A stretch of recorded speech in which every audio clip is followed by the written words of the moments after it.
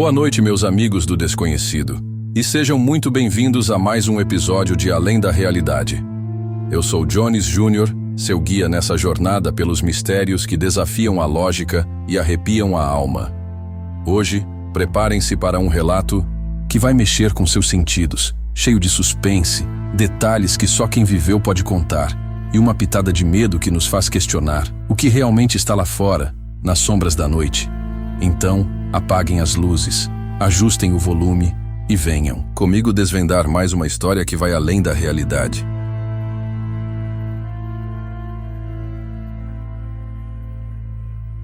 Meu nome é Daniel.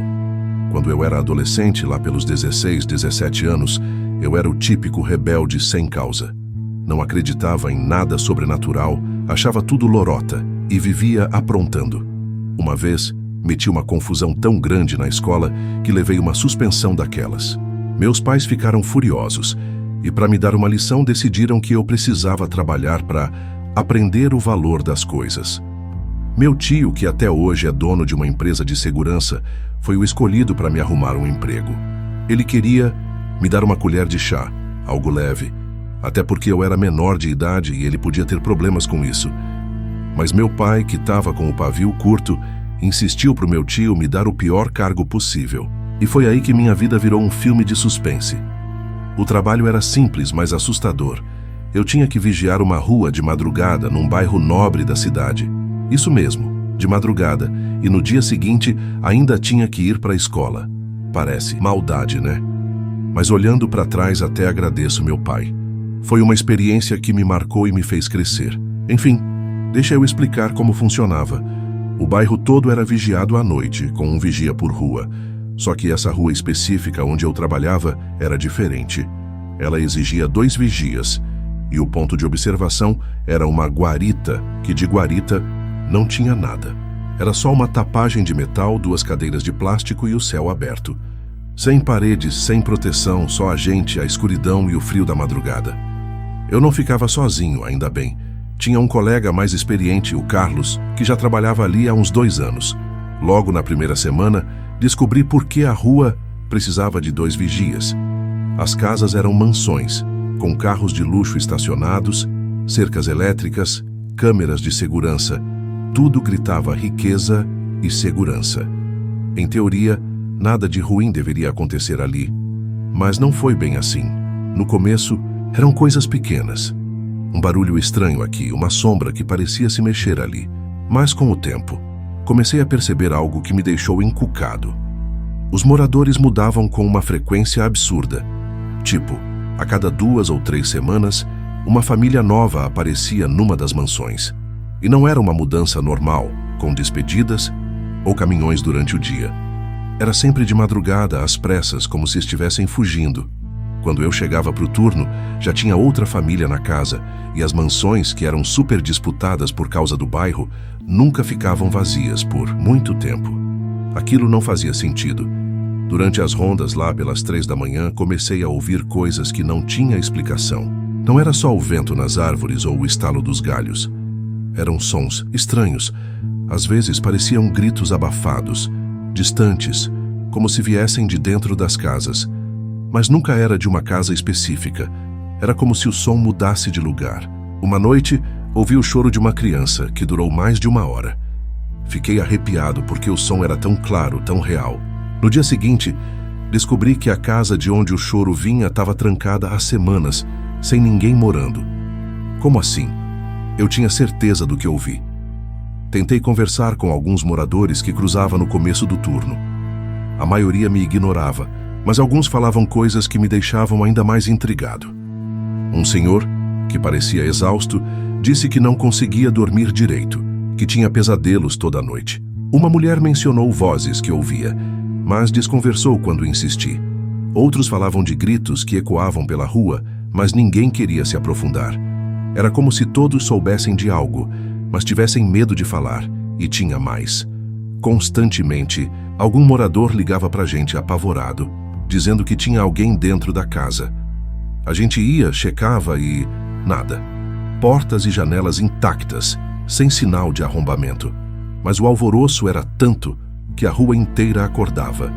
E isso se repetia, sempre do mesmo jeito, como se algo estivesse brincando com a gente. Com o tempo, as coisas pioraram. Comecei a ver uma criatura. Não sei nem como descrever. Era uma silhueta alta, magra, com membros tão finos que pareciam arames cobertos de pele. Caminhava curvada, às vezes em 2 patas, às vezes em 4, como um animal. Eu nunca vi. De perto, sempre era de relance nas partes mais escuras da rua, atravessando os jardins ou pulando de um telhado para o outro. Não era um bicho comum, disso eu tinha certeza. Aquilo era rápido, silencioso, e parecia saber exatamente onde eu estava. O pior aconteceu numa madrugada que nunca vou esquecer. Uma moradora ligou, desesperada, dizendo que tinha alguém no quintal dela. Entramos pela porta da frente e ela nos levou para checar as câmeras de segurança. O que a gente viu naquela câmera me gela até hoje. Era um homem, parado no quintal dos fundos, olhando direto para a câmera. Ele não se mexia, só encarava, como se soubesse que estávamos ali. Ficamos paralisados, eu, o Carlos e a dona da casa, olhando para aquela figura estática na tela. Até que tomamos coragem e fomos para o quintal. Quando chegamos, nada. Nem sinal de ninguém. E na câmera a imagem dele simplesmente sumiu, como se tivesse se dissolvido numa névoa. Mas o pior não foi isso. Enquanto estávamos lá fora, senti um arrepio tão forte, um medo tão profundo que achei que ia desmaiar.